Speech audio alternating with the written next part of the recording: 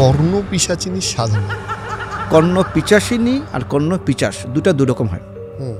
পিচাসিনী হচ্ছে মেয়ে, কর্ণ পিচাস হচ্ছে ছেলে। ঠিক আছে, যারা সাধনা করে কর্ণ পিচাসিনী ওকে পিশাচের মতো হতে হবে, করে না, নৃশংস হতে হবে। ওটা আপনার ভাবার বাইরে।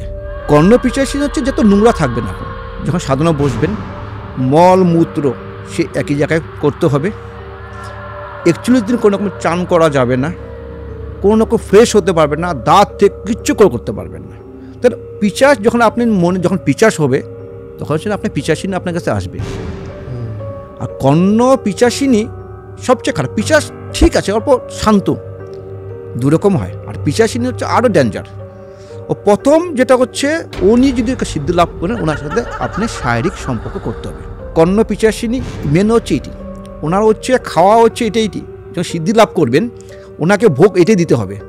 ও যখন চাবে তখন ওনার সাথে শারীরিক সম্পর্ক করতে হবে।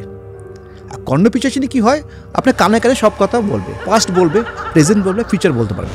এই সাধনা না করায় লোকের বুদ্ধিমানের কাজ। কেন আমরা এই জগতে আসছি ভগবানকে পুজো করার জন্য, লোককে সেবা করার জন্য আসছি, যে যার যে জগতে আছে, যে যার ফিল্ডে আছে। তো আমরা বলবো সকল আমরাকে ভগবানকে পুজো করব, একটা পিচার সাধনাকে কেন পূজা করব, কিসের প্রয়োজন?